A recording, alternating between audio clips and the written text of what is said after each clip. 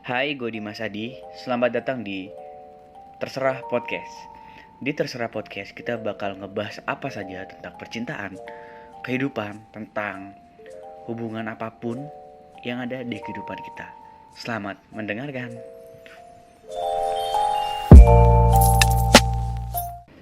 Halo. Nah, tadi gue udah sebut nama gue dan ini adalah podcast perdana gue. Jadi gue ingin ngebahas tentang apa aja di podcast terserah ini. Jadi tentang kehidupan mau apapun, lo bisa ceritakan ke gue. Nanti gue bakal ceritakan di podcast gue. Jadi podcast ini bisa buat podcast siapa aja yang mau meluapkan isi hatinya, meluapkan kepribadiannya, ya, terserah. Karena ini adalah terserah podcast. Oke. Nah, pada episode perdana gue kali ini gue bakal ngebahas tentang yang artinya broken heart. Ya, kalian udah pada tahu pasti broken heart itu pasti patah hati dong. Ya, pasti semua kalian pernah merasakan seperti itu ketika kalian dekat dengan seseorang, lalu kalian jadian. Setelah jadian kalian pasti ada pertengkaran dan kalian pasti broken heart. Nah, patah hati menurut gue itu adalah apa ya, sakit emosional sih, atau penderitaan mendalam yang dirasakan oleh seseorang setelah kehilangan orang yang dicintai, atau melalui kematian, perceraian, putus hubungan, terpisah secara fisik, atau penolakan cinta. Nah, biasanya nih patah hati itu dikaitkan dengan kehilangan seorang anggota keluarga atau pasangan hidup. Meski nih kehilangan orang tua, anak, hewan peliharaan, orang yang cintai atau teman dekat bisa mematahkan hati seseorang. Contoh kayak lo, mungkin jangan lo deh, kayak gue sering banget mengalami patah hati.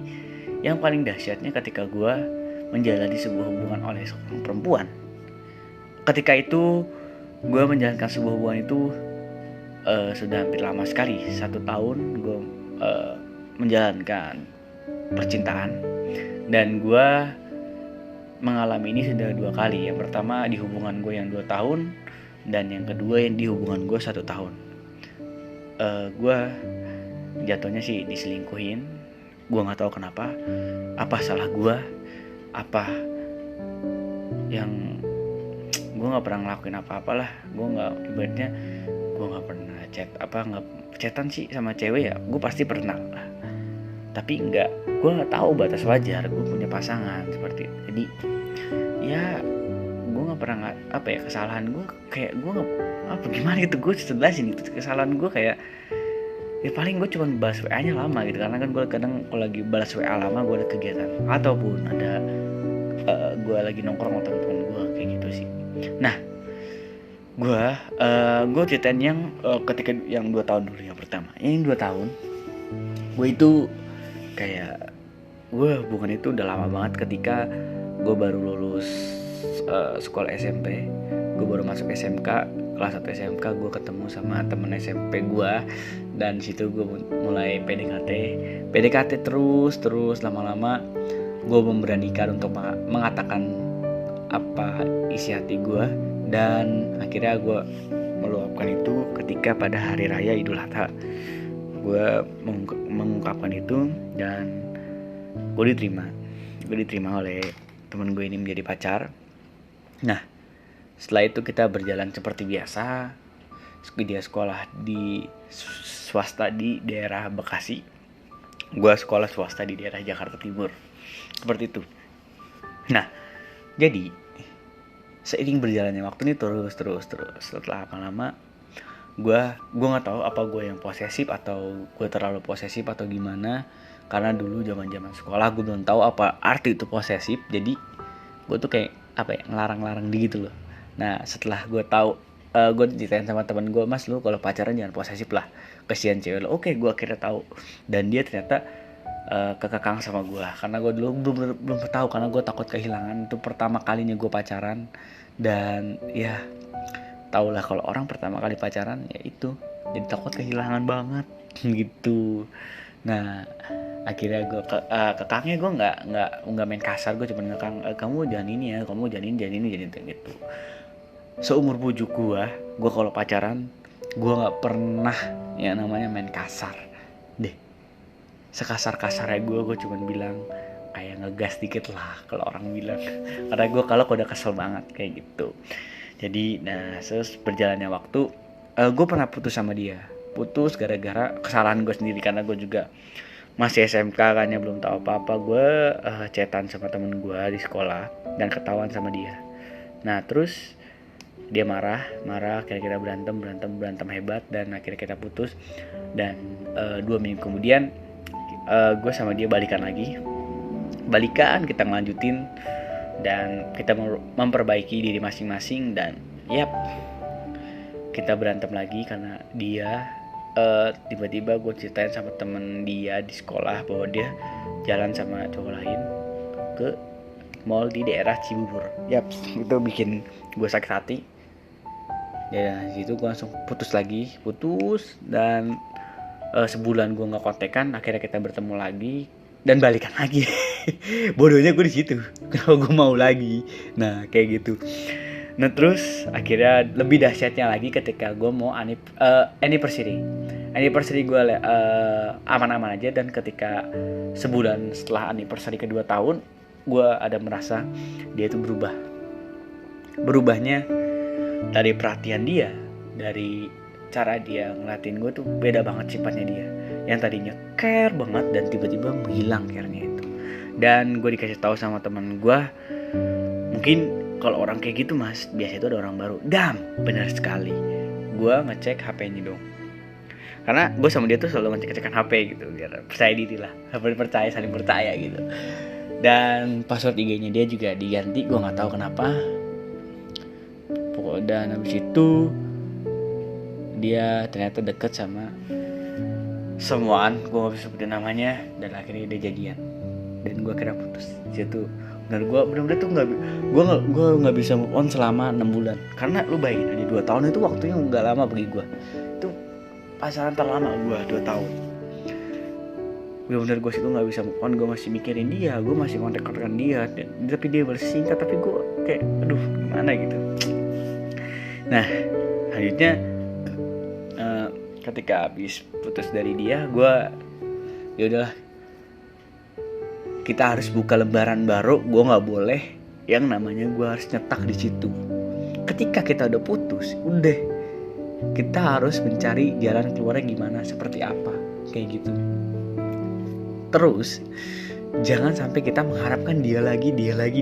Salahnya sih, salah di gue. Kenapa gue bisa balikan terus? Karena gue masih menyimpan perasaan. Dan ketika gue udah masuk ke kelas 3 SMK, gue baru tahu semua itu, cinta itu apa, ini apa. Jadi gue akhirnya gue nggak boleh nyetak di situ aja. Cewek banyak di dunia ini men, bukan dia doang. Nah abis itu gue langsung berpikir, gue harus bangkit. Dan teman-teman gue lah penyemangatnya gitu. Tapi dibalik semua itu berat banget cara ngelupainnya, karena keluarga gue sama keluarga itu saling kenal seperti itu. Dan akhirnya seiring berjalannya waktu, gue bertemu dengan orang-orang yang lain lah, cewek-cewek lain. Nah, lo ini mas, lo ini. Gue sering banget dijodoh-jodohin kayak, bos lo main aja lo. Gue orangnya tuh nggak mau gue dijodoh-jodohin. Kayak misalkan gue dicomblangin, gue pengen milih pasangan sesuai hati nurani gue. Gue pengen ini loh, gue pengen sesuai yang gue nggak mau. Misalkan dia muslimah dia gini, dia gini, dia, gue nggak mau. Bukannya gue nolak, gue pengen dari diri gue sendiri. Ketika gue dicomblangin, belum tentu hati dia sama hati gue nyatu. Bener gak? Logika dong. Kalau gue mikirnya kayak gitu, ketika gue dijodohin, gue harus ngelihat tuh karakter dia gimana. Gue harus PDKT minimal tuh maksimal 2 bulan kalau mau deketin orang. Gue harus tahu karakternya gimana, kebiasaan dia gimana, terus sifat dia gimana. Kayak gitu. Gue nggak mau misalnya tiba-tiba masuk mainnya, gue nggak bakal mau. Kalau mau udah temenan aja kayak gitu. Jadi kayak gue tuh pengennya nyari sendiri tuh. Gue harus berusaha, gue harus bisa nyari sendiri. Gue nggak mau dari perantara orang lain, perantara orang seperti itu. Nah selanjutnya ketika itu gue bertemu dengan adik kelas gue dong. Gue selalu lulus dari SMK, gue ketemu sama adik kelas gue. Aduh itu, dan sampai sekarang pun gue masih ibaratnya belum bisa banget ngelupain karena waduh, saya support lah kedua orang tua. Jadi ceritanya begini, dia nge-DM gue adik kelas gue ketika gue udah lulus. Dia nanya, Kak Dimas kuliah di mana? Gitu. Kuliah di mana Kak? Oh jurusan apa? Basa-basi tiba-tiba gue terpancing. Akhirnya gue mulai PDKT sama dia. PDKT itu gue dari bulan April. Gue PDKT sama dia. Dan pokoknya PDKT, akhirnya gue mengungkapkan isi hati gue pada tanggal 13 Mei 2018. Di situ gue mengungkapkan isi hati gue sayang sama dia gini. Dan akhirnya gue nembak dia, dan akhirnya gue diterima. Dan di situ semua proses berjalan cukup alot, dan cukup lancar lah kalau orang bilang lancar. Dan gue langsung dikenalin oleh keluarga besarnya dong. Gue seneng banget dikenalin sama keluarga besarnya. Nah habis itu ada suatu kejadian. Gue waktu itu bohong. Gue bodohnya bodoh banget lah. Gue bohong, dan bohong gue ketahuan. Jadi gue ngebantu temen gue. Itu bodoh banget dah. Dan akhirnya gue berantem. Akhirnya 3 hari gue berantem sama dia. Akhirnya gue baikan, gue minta maaf. Gue mengakui kesalahan gue dong. Pastinya gue mengakui kesalahan dia. Gue mengakui kesalahan gue bawa berbohong seperti itu. Dan gue akhirnya baikan. Gue minta maaf dan akhirnya gue maafin. Gue janji gak bakal ngulangin itu lagi. Dan akhirnya terus seiring berjalannya waktu, gue suatu hari gue nginap sama keluarga besar. Gue diajak ke daerah Bogor, Puncak, nginap di sebuah villa sama keluarga besarnya. Gue seneng banget deh. Dan jitu gue kayak merasa, wow, dia menerima gue apa adanya. Dan gue seneng banget, bener-bener seneng lah pokoknya. Lo pasti seneng kan? lo semua pasti seneng diajak kan, kayak gitu. Diajak nginep sama keluarga besarnya kan, dikenalin sama keluarga besar semuanya. Nah habis itu gue sayang banget sama dia. Dan gue akhirnya sering berjalannya waktu, gue ajak nonton bola pertama kalinya. Orang tuanya gue ajak sama dia nonton bola Asian Games 2018. Waktu itu Indonesia lawan Cina Taipei di Stadion Patriot Bekasi. Gue masih inget banget. Terus akhirnya gue ajak nonton bola lagi waktu Piala AFF 2018. Indonesia lawan Timor Leste sama Indonesia versus Filipina. Tuh, gila. gue gila bola banget sih. Gue ajak nonton bola dia. Nah, di situ gue seneng banget, wah. Gila. Pasangan gue seneng banget dong gue nonton bola sama pasangan gitu. Nah, akhirnya seiring berjalannya waktu, ketika gue pengen anniversary, gue akhirnya putusnya bener-bener kaget banget. Bener-bener gue nggak nyangka banget tiba-tiba dia kayak gimana ya, dia tiba-tiba sifatnya berubah. Sebelum putus itu berubah drastis banget. Dan akhirnya ya berubah tiba-tiba dia dekat sama someone gitu. Udah, gue harus ikhlas lah. Mau gimana lagi? Namanya jodoh kan, jodoh itu kan di tangan Tuhan. Jadi kita harus ya terima. Kita nggak tahu ke depannya dia jodoh kita atau bukan. Ya itu semua ada di tangan Tuhan. Siapa tahu di beberapa tahun kemudian dia balik sama kita, ya bersyukur dong, bener gak? Ya seperti itulah percintaan gue. Kira gue ngebahas percintaan gue, patah hati gue dong ya. Oke, jadi itu patah hati ya, kehilangan pasangan sih. Kehilangan pasangan kayak gitu sedih sih. Tapi gue bakal ngasih motivasi kayak lu ketika lu putus, lu harus bisa buka lembaran baru. Lu harus bisa menerima orang baru. Gue tahu menerima orang baru itu susah. Menerima orang baru itu agak sulit. Kita harus kenal lebih dalam lagi. Kita harus pendekatan lagi. Kita harus tahu dari masing-masing dari karakter itu kayak gimana, seperti itu. Lebih baik kita sama orang lama daripada mending sama orang baru. Kalau gue orangnya kayak gitu sih. Karena gue nggak bisa gitu kalau nerima orang baru, karena gue capek gitu, capek PDKT lagi gitu. Jadi sekuat-kuat hati cowok itu bakal nangis ketika dia putus sama pasangannya, benar-benar dia udah sayang kayak gitu. Gue jujur aja, gue pernah nangis gara-gara dia, karena gue udah sayang banget sama dia. Dia udah kenal keluarga gue udah kenal keluarga dia. Kayak gitu, hati gue bener-bener kacau di situ. Bener-bener kayak baca, wah gila. Tuh cukup parah sih gue. Percintaan gue memang mati sih. Tapi gue ikhlas. Apapun dia sama siapa ya, gue udahlah, kayak lupakan lah. Walaupun sampai sekarang gue sedikit agak susah melupakan dia, tetapi gue harus berusaha ngelupain dia dan harus mencari orang. Walaupun gue sekarang, kalau gue sekarang tuh orangnya walaupun gue ada kegiatan yang berpositif, gue sering banget main bola, gue olahraga bola gue paling ini banget lah. Terus gue ada kegiatan MC dan gue sebagai announcer di radio kampus, dan gue juga bekerja di salah satu radio di Jakarta gitu. Dan gue kayak gimana? Gue jujurnya masih belum bisa melupakan dia, karena ya adalah sedikit gue belum bisa ngelupain dia, benar-benar susah banget. Walaupun gue ada deket sama siapapun, gue deket aja, cukup teman. Gue gak mau lebih, karena gue masih ibaratnya hati gue masih belum bisa menerima orang baru gitu. Jadi tadi yang gue bilang, sekuat-kuat hatinya cowok ketika dia diputus sama cewek yang dia sayang, dia pasti nangis kok. Gue yakin banget. Karena gue ngerasain seperti itu, gue nangisnya gue gak jengkel, kayak netesin air mata. Dan apa sih kesalahan gue sampai gue diputusin gitu, sampai gue digituin, apa sih kesalahan gue sampai mikir 2 kali gitu.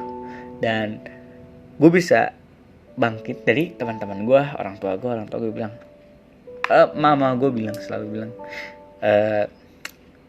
cewek itu banyak, nggak cuma satu, cari yang lain, cari yang sesuai sama diri kita kayak gitu. Jangan terpatok sama dia itu. Kalau kita tuh udah dewasa, udah remaja, seperti kata mama gue. Dan teman-teman gue juga bilang, ayo mas, buka lembaran baru, jangan terpatok.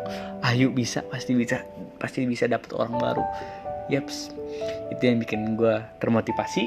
Dan wow banget sih, gue punya teman tuh seperti itu. Gue wow banget. Pokoknya good lah. Tapi buat kalian semua yang dengerin podcast gue, ini perdana buat gue bikin podcast.